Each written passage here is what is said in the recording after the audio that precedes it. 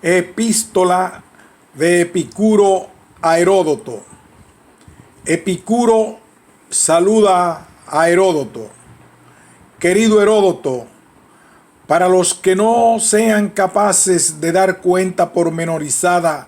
de cada una de las cuestiones tratadas por mí en los escritos relativos a la naturaleza, ni tampoco de comprender mis libros más voluminosos unidos a ellas, preparé como cosa suficiente para ellos un resumen del total de mi obra de investigación, con objeto de que se retuvieran en su mente mis conclusiones y además las más generales, para que sean capaces de ayudarse a sí mismos en las cuestiones principales a lo largo de los diversos momentos de su vida. Ayuda que guarda correlación con el grado de intensidad con el que aborden el estudio teórico de la naturaleza, e incluso también los impuestos en esta temática. Es menester que recuerden de manera suficiente en el examen que llevan a cabo de la totalidad absoluta los caracteres básicos y fundamentales de la totalidad absoluta de mi obra de investigación, pues tenemos una necesidad suma del enfoque global y en cambio del parcial no tanto. Hay que ponerse pues en marcha, y con vistas a llegar a ello es menester forjar continuamente en la memoria ese importante carácter básico, operación a partir de la cual se hará realidad el principal enfoque cognoscitivo sobre las cosas concretas y, por supuesto, también el conocimiento sutil de las cosas particulares. Pondrá al descubierto toda propiedad de las generales, siempre que los caracteres del estudio efectuado queden bien comprendidos y sean recordados, puesto que también una propiedad fundamental de todo conocimiento preciso de una persona dotada de perfección es la siguiente: el hecho de estar capacitado para poner en práctica con agudeza los enfoques de sus conocimientos parciales, siendo reducidos así a elementos y fórmulas simples. Pues no es posible que cobre realidad en nadie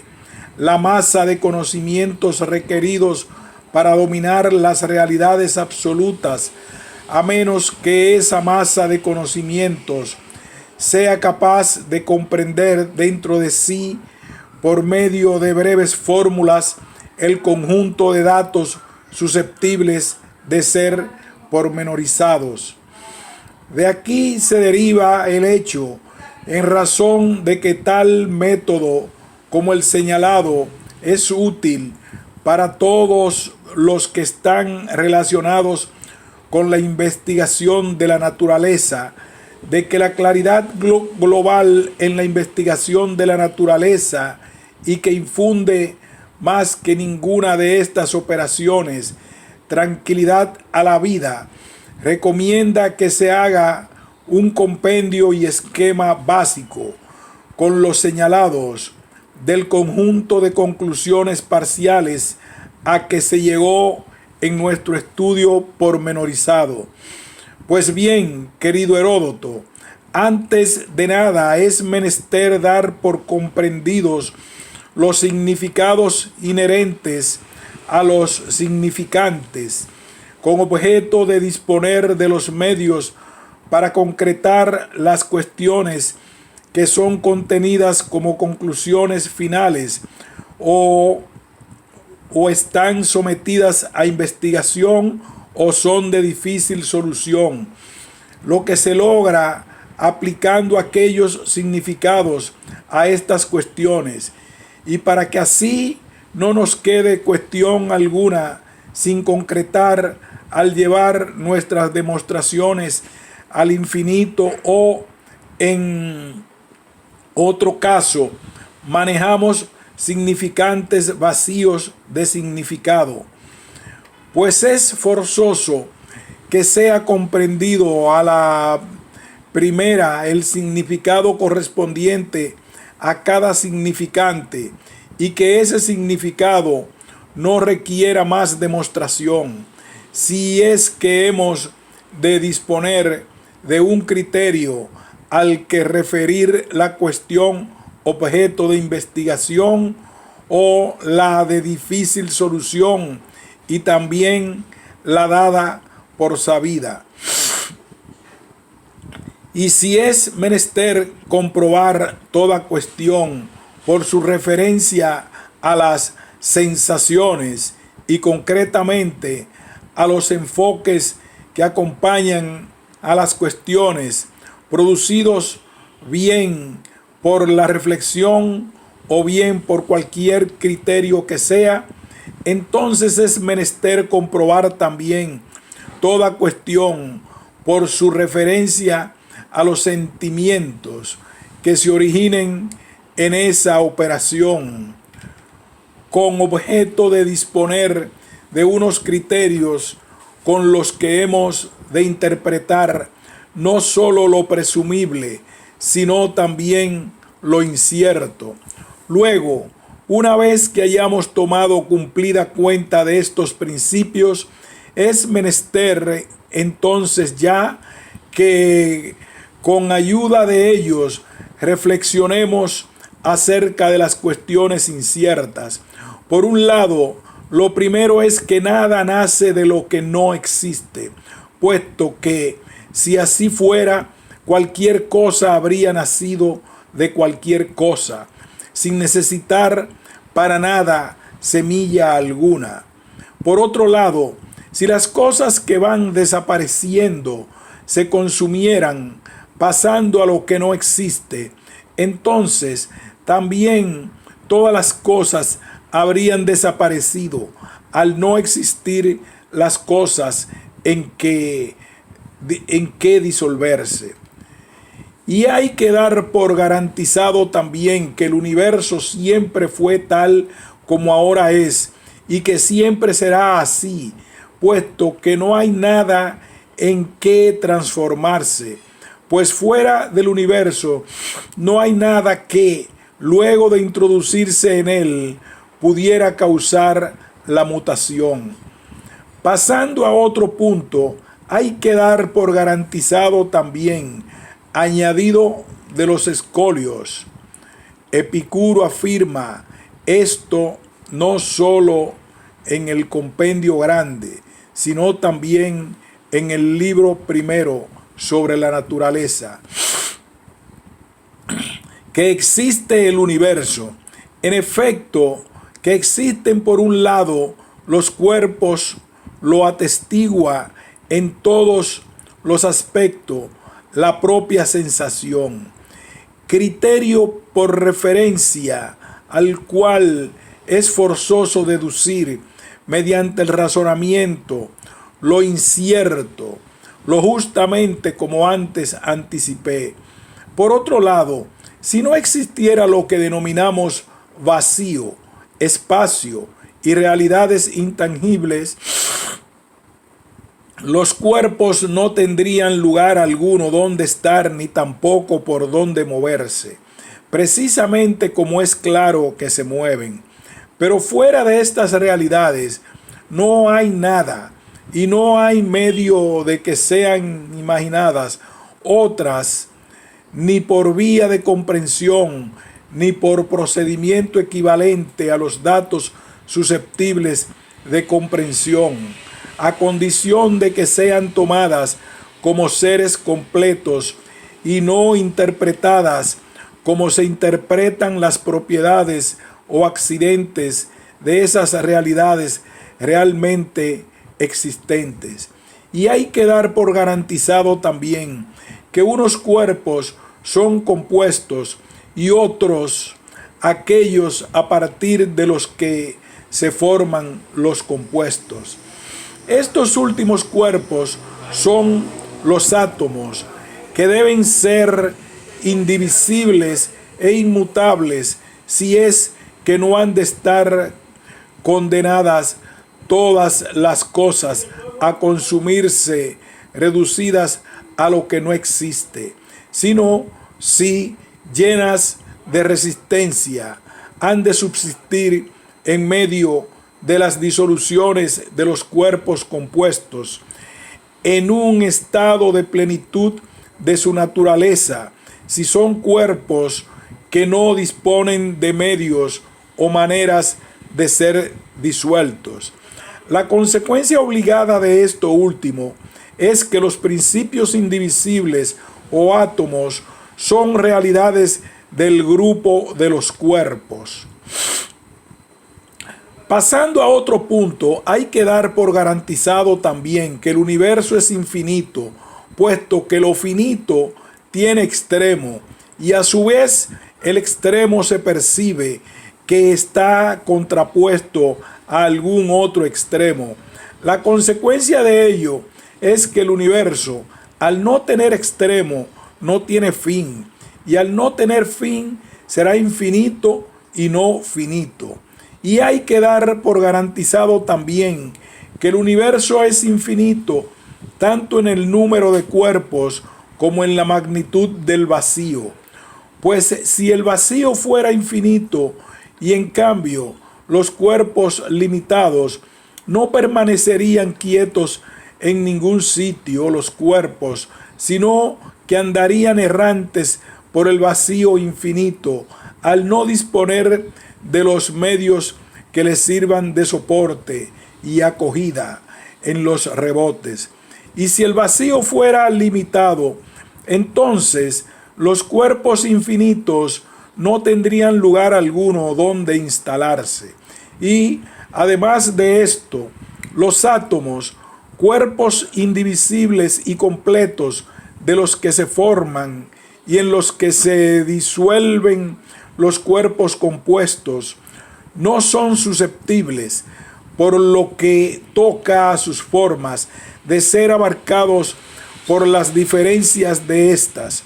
puesto que no es posible que se formen tan numerosas diferencias reales a base de las mismas formas, si éstas se dejan abarcar. Y también, si nos referimos a todas y a cada una de las configuraciones que pueden adoptar los átomos, resulta que las configuraciones iguales son completamente infinitas, pero en lo tocante a las diferencias no son completamente infinitas, sino solo interpretadas como si fueran infinitas. Como el artículo conciencia con lo mismo ocurre con el proverbio. Escolios. En efecto, más en el interior de esta obra afirma que la división de las cualidades de los cuerpos no alcanza al infinito y da esa explicación porque las cualidades experimentan mutaciones. Si se quiere no proyectar esas diferencias, esas diferentes configuraciones de los átomos, también en lo tocante a su tamaño completamente hasta el infinito. Y los átomos se mueven continuamente. Escolios. Y más en el interior de esta obra afirma que ellos se mueven también a igual velocidad al dejar el vacío, igual paso libre al más ligero que al más pesado. Durante toda la eternidad, y algunos de ellos se distancian unos de otros un gran trecho, mientras otros retienen su propio impulso, si coinciden estar inclinados sobre el entramado de átomos o recubiertos por los lazos de estos. Pues, por un lado, la naturaleza del vacío, que es la que delimita cada átomo en su individualidad, faculta este proceso,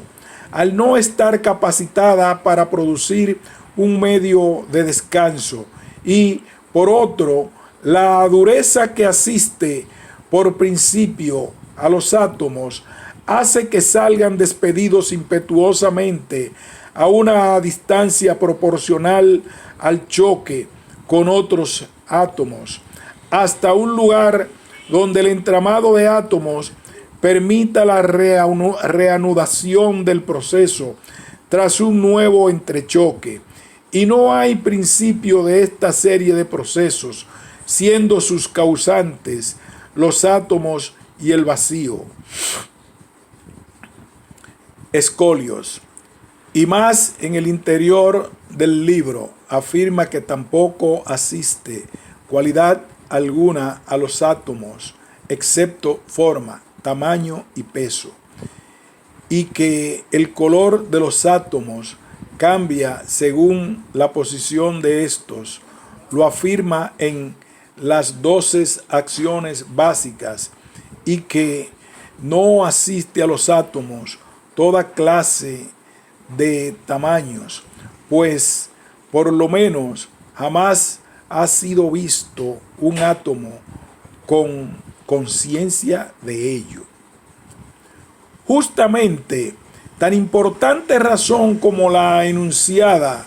proporciona, si se recuerdan continuamente todos sus elementos,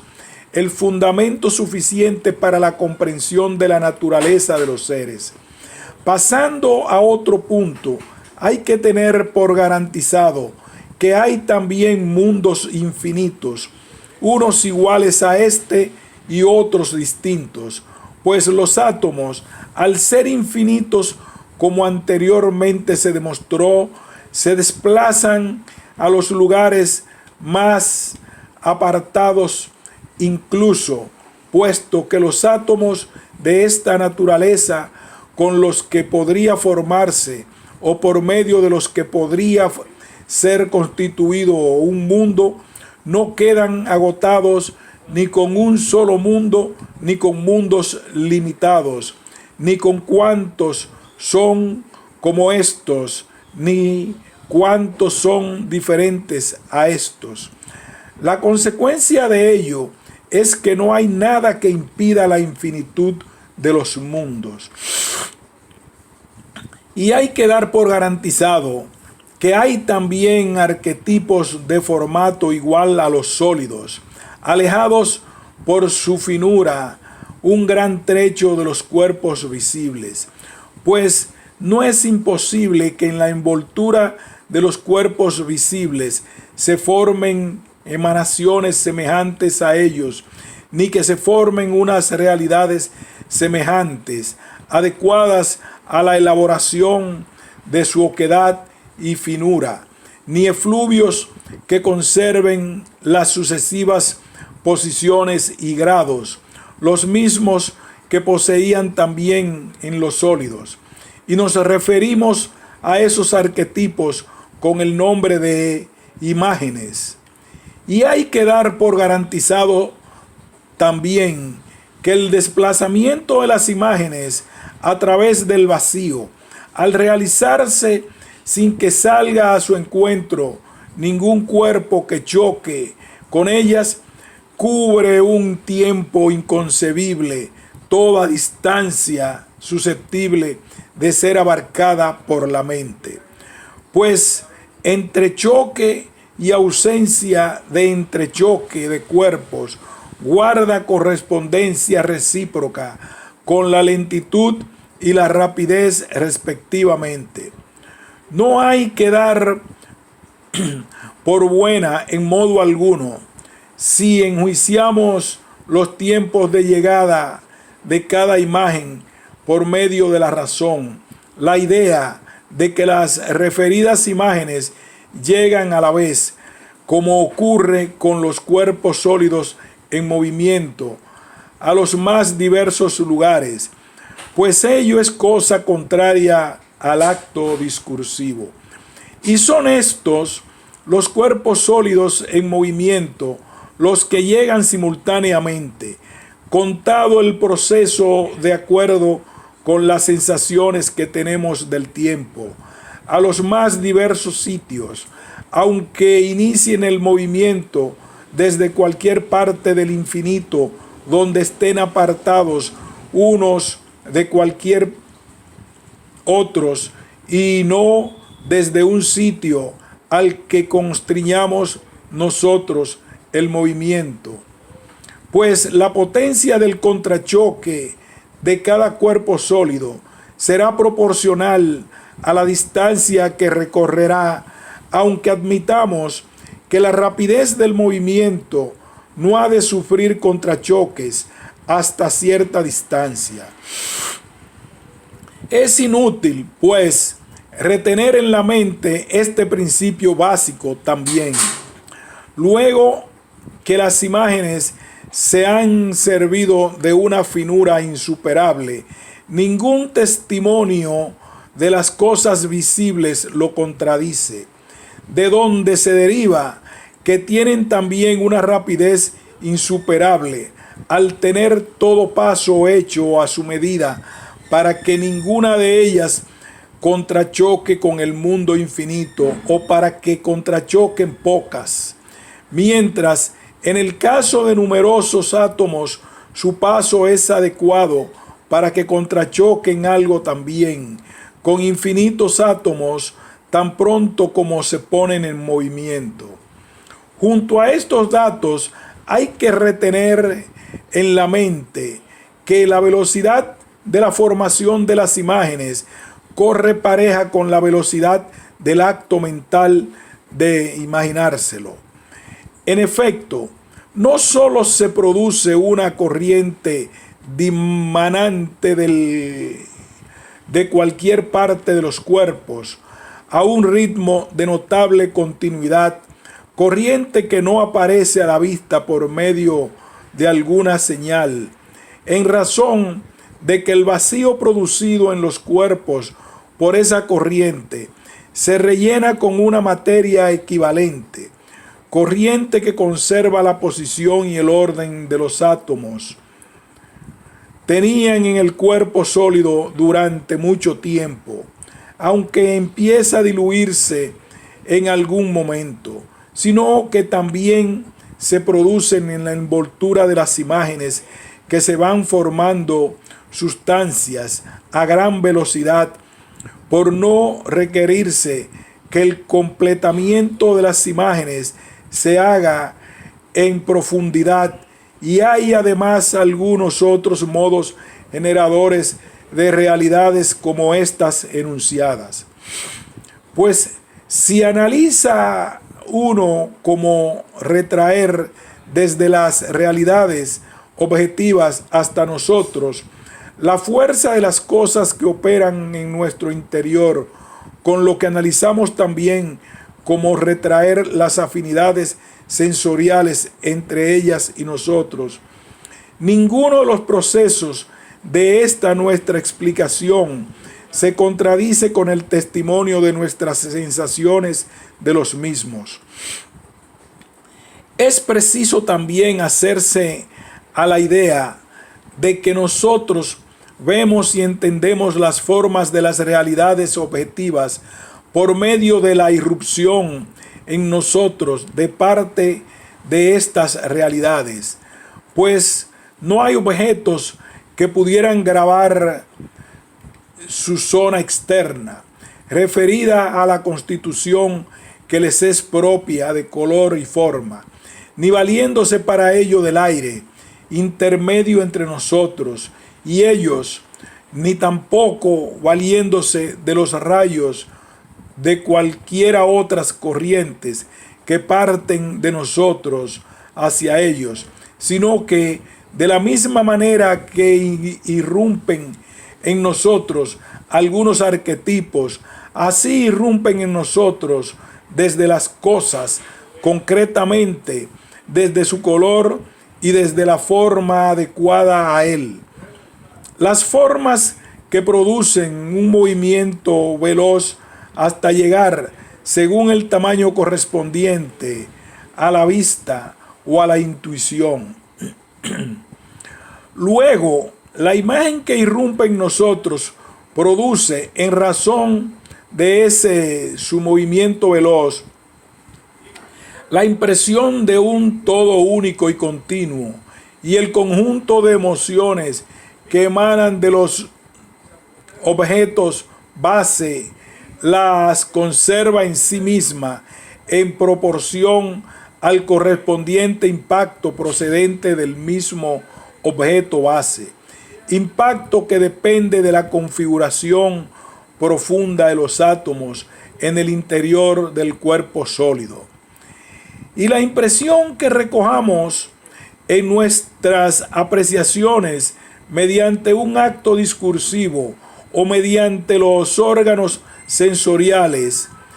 bien de la forma de los cuerpos o bien de sus accidentes, esa forma pertenece al cuerpo sólido si se produce en plena adecuación al grosor que viene del cuerpo. Pero en otro caso, esto es, si se produce mengua de la forma en comparación con el grosor del cuerpo sólido,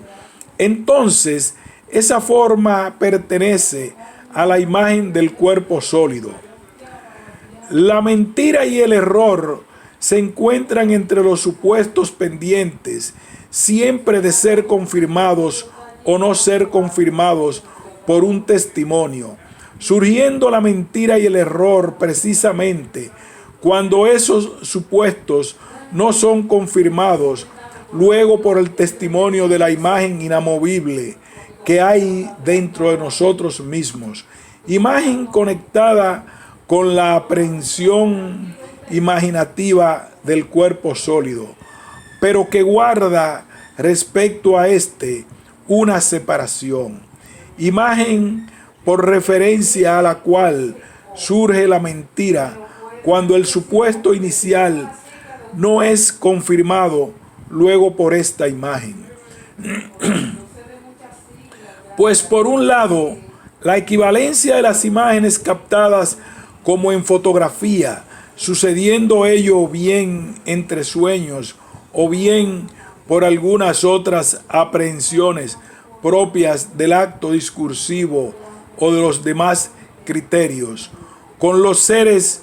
auténticos y a los que nos referimos con el apelativo de verdaderos, no se dará nunca si no fueran algo real también los puntos de referencia con los que comparamos esa equivalencia. Y por otro lado, el error no se daría si no captáramos dentro de nosotros mismos también alguna otra inmovilidad de imagen,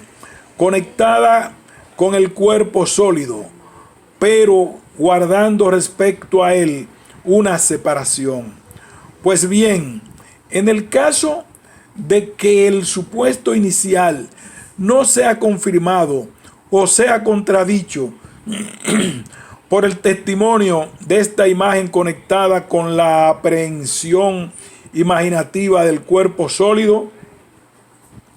pero que guarda respecto a él una separación, surge la materia, y en caso de que ello sea confirmado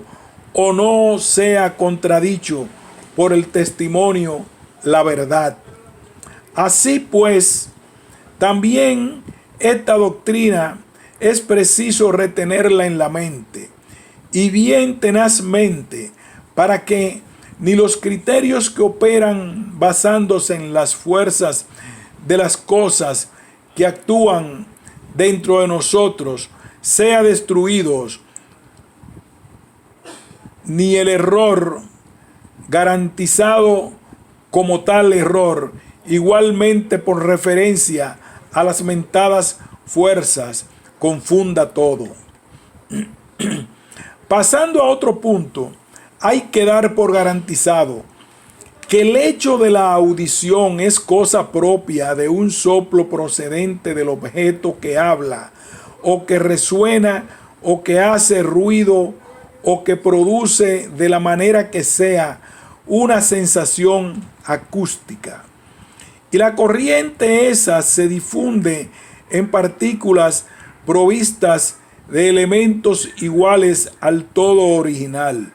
conservando la cosa esa de las partículas algún tipo de comunión de sensaciones de forma solidaria entre sí, a la vez que también su propia unicidad específica, que remonta hasta el objeto emisor